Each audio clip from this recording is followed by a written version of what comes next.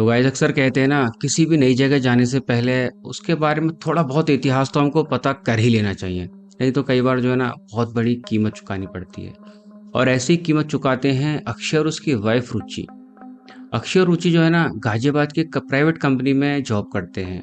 दोनों जने एक ही कंपनी में जॉब करते हैं और इन दोनों की लव मैरिज हुई थी।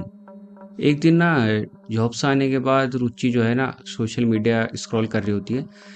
अचानक स्क्रॉल करते करते उसके सामने एक एडवर्टाइजमेंट आता है, जो इनको ना काफ़ी रिजनेबल दाम में ना 3 रात का पैकेज प्रोवाइड कराता है, जिसके अंदर लोकल फूड, लोकल ट्रैक वगैरह सब कुछ इंक्लूड थे।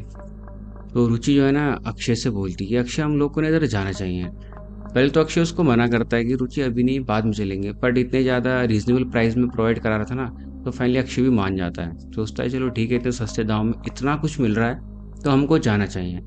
और वो जगह होती है कौसानी। कौसानी जो है ना, एक उत्तराखंड के कुमाऊं रीजन का बहुत खूबसूरत सा हिल स्टेशन है। मौका मिले तो आप उधर घूमना आइएगा। तो वहाँ के लिए लोग ना फिर एक दिन प्लान करते हैं, अपना फ़ोन वगैरह से वहाँ पर अपने लिए ना एक रूम वगैरह बुक कर लेते हैं और निकलते हैं। ये लोग जो है ना, अर्ली मॉर्निंग निकल जाते हैं। तो वहाँ पहुँचते पहुँचते जब वो होम स्टे ना 8 से 10 किलोमीटर रह जाता, तो अचानक से इनकी ना गाड़ी ख़राब हो जाती है। तो ये होटल वाले को फ़ोन करते हैं, सॉरी, होम स्टे वाले को फ़ोन करते हैं, तो वो अपनी गाड़ी इनको लेने के लिए भेज देता है। तो ये लोग वहाँ पहुँच जाते हैं और जब पहुँचने के बाद में बहुत खुश होते हैं, क्योंकि बहुत सुंदर जगह थी। चारों तरफ हरियाली थी और जो है ना, छोटा सा गांव था। आसपास जो है ना, छोटे मोटे जो पुराने ज़माने के घर हुआ करते थे, वो थे। और खासकर ना इसीलिए दोनों जने यहाँ आना चाहते थे। हर चीज़ मतलब कि बिल्कुल सुख शांति सी थी। तो ये लोग ना रात के समय जब खाना पीना खाकर सोने चले जाते हैं, तो अक्षय को तो नींद आ जाती है, बट जो है ना, रुचि को नींद आती नहीं है। वो ऐसे ही ना बुक वगैरह पढ़ रही होती है। पढ़ते पढ़ते ना उसके कान में अचानक से चीख सी आती है, चीख सुनाई देती है। तो वो अक्षय को उठाती है। अक्षय बोलता है कि ये रुचि, तुम्हारा वहम है, वैसे मुझे कोई चीख नहीं आ रही है। और चीख भी रहा है तो क्या हुआ, आसपास जो है ना गांव वाले हैं, किसी घर में कुछ हो रहा होगा। तो इतना कहकर ना अक्षय सो जाता है। बट वो चीख ना फिर से आती है। तो इस बार जो है ना, रुचि खिड़की खोल के ना खिड़की के पास खड़े होकर देखती है चारों तरफ। उसको काफ़ी अच्छा भी लगता है। खैर, रात के समय छोटे छोटे से घर हैं, लाइट जल रही है। तो देखते देखते ना अचानक उसकी निगाह ना एक खिड़की पे पड़ती है। वो क्या देखती है, उस जो वो जो घर है ना, उसके अंदर लाइट जल रही है। और जो ना खिड़की में ना, खिड़की पे जो है पर्दा लगा रखा है, और पर्दे के पीछे ना परछाई सी है। मतलब तीन चार लोग हैं जो घूम रहे हैं इधर उधर, और जैसे कि किसी को पकड़ रखा उन्होंने, इस प्रकार से ना वो देख लेती है। और वो रात ना, वो सब देखने के बाद ना उसके मन में चलता है आखिर ये लोग कर क्या रहे हैं। और उसी कमरे से ना चीख भी आ रही होती है। वो समझ जाती है यहीं से चीख आ रही है। खैर, उस रात वो सो जाती है। सुबह के टाइम ना वो होम स्टे के मालिक से पूछती है।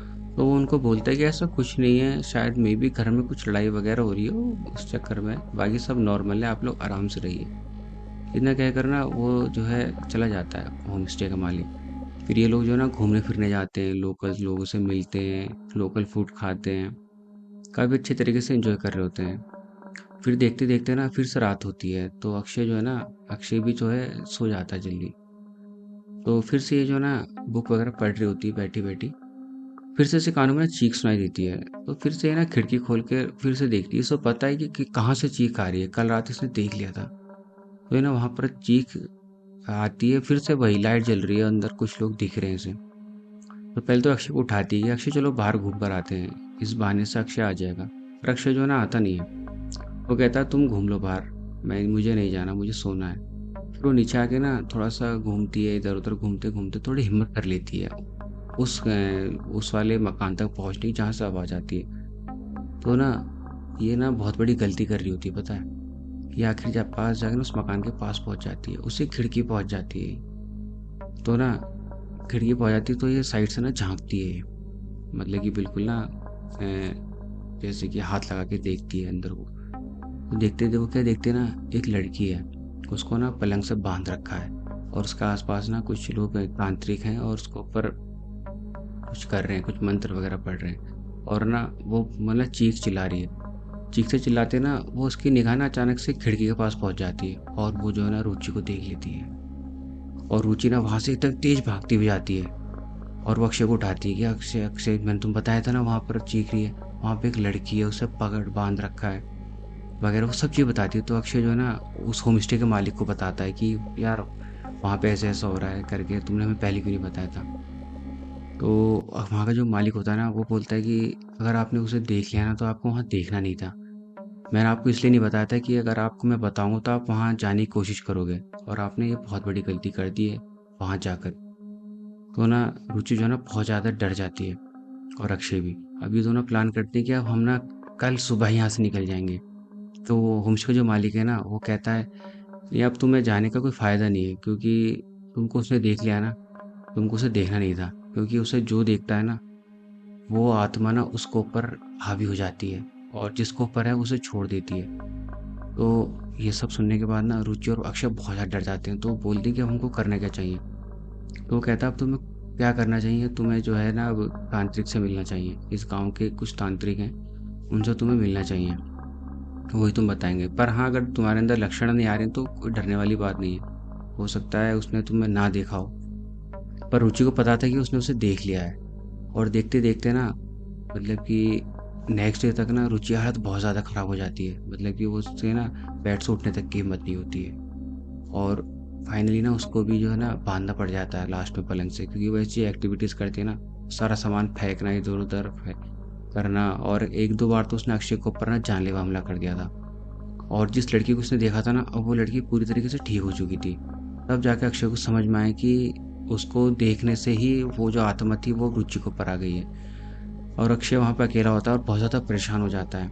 वो तो होम स्टे का जो मालिक होता है ना इनकी बहुत हेल्प करता है, और उस तांत्रिक को बुला के लेकर आता है, और जैसे तैसे करके ना ये 3 दिन जो रुकना आए थे ना, इनको वहाँ पे ना 30 दिन रुकना पड़ गया था, सिर्फ एक छोटी सी गलती के कारण। तो इसीलिए कहते हैं ना कि अगर हम किसी भी नई जगह जाते हैं तो उसका इतिहास और उसके आसपास के बारे में हमको ज़रूर मालूम कर लेना चाहिए। खैर जब रुचि ठीक हो जाती है ना, मतलब पूरी तरीके से वो ठीक होती नहीं है, वो जो तांत्रिक होते हैं ना वो उसको बोलते हैं कि तुम्हें जो है ना अगले साल फिर से यहाँ आना पड़ेगा, जो है इतना इजीली ये आत्मा पीछा छोड़ती नहीं है। हो सकता है कि तुम्हारे ऊपर ये वहाँ पर जाकर भी हावी हो जाए, और हो सकता है ना हो। खैर इतना कहकर ना ये लोग तांत्रिक लोग वहाँ से चले जाते हैं। और 30 दिन के बाद ना रुचि और अक्षय भी वापस गाजियाबाद आ जाते हैं। और तब से ना थोड़ी सी रुचि की जीवन में ना थोड़ा सा उतार चढ़ाव आ चुका है। खैर वैसे वो ठीक है, जॉब वगैरह कर रही है, पर जो है ना कभी कभी उसको ऊपर वो आत्मा हावी हो जाती है।